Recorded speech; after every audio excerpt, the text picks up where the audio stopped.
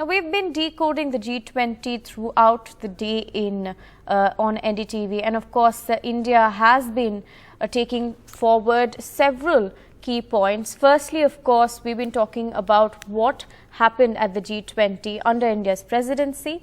The declaration of the New Delhi leaders has been agreed, and a consensus, 100% consensus, which has happened for the very first time after 200 hours of deliberation has happened.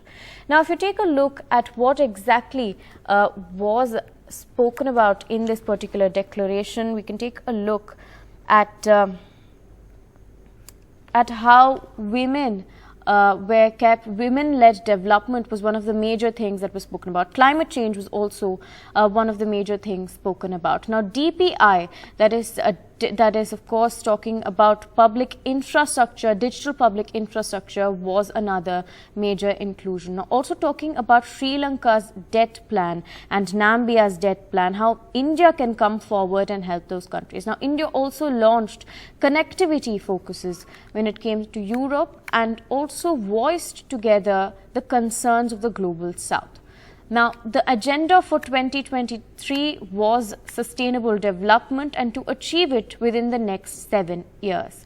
Now, India also spoke about, like I said, women-led development as well as women welfare when it came to closing the gap of women in the workforce was also discussed. Now, several leaders had of course briefed after the declaration had been taken forward and agreed upon by the G20 nations. Another major takeaway from this, of course, is that the African Union was added as part of the G20 grouping.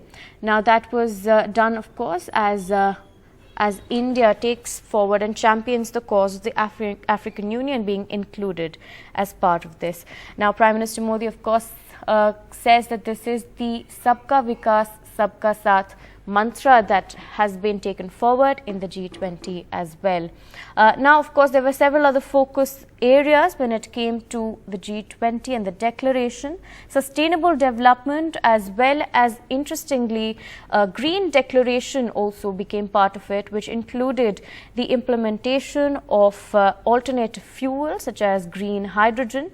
We'd also seen several leaders talk about how India has already been championing climate action, as well as improving the financial capabilities of the World Bank and the IMF to ensure that there is enough funding that goes through to nations that are still being affected from the economic ramifications of the pandemic.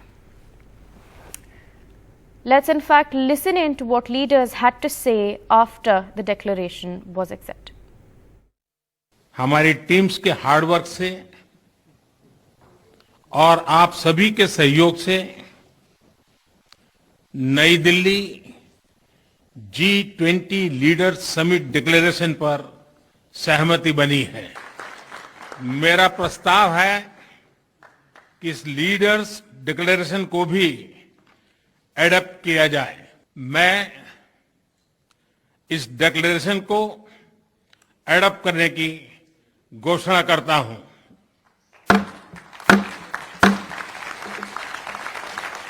इस अवसर पर मैं हमारे मंत्रीगण, शेरपा और सभी अधिकारियों का हृदय से अभिनंदन करता हूं। Today, as I look back at the 10 months of Indian presidency, I am left with gratitude and satisfaction. I can confidently state that the Indian G20 presidency has walked the talk. India, as you all are aware, through the India Stack, became the first country to develop all 3 foundational DPIs. So, DPI has also been integrated into the G20 Financial Inclusion Action Plan, the FIAP, which will run between 2024 and 2026. That's a strong legacy of the Indian presidency. With regard to the to the comparison with the Bali declaration, I would only say Bali was Bali and New Delhi is New Delhi. I mean, Bali was a year ago. The context, the situation was different. Many things have happened since then. This has laid the foundation for very bold action, but more than anything else, it has amplified the voice of global South. It has also demonstrated that India has a huge capacity of bringing the world together and leading the world in developmental and geopolitical issues as well.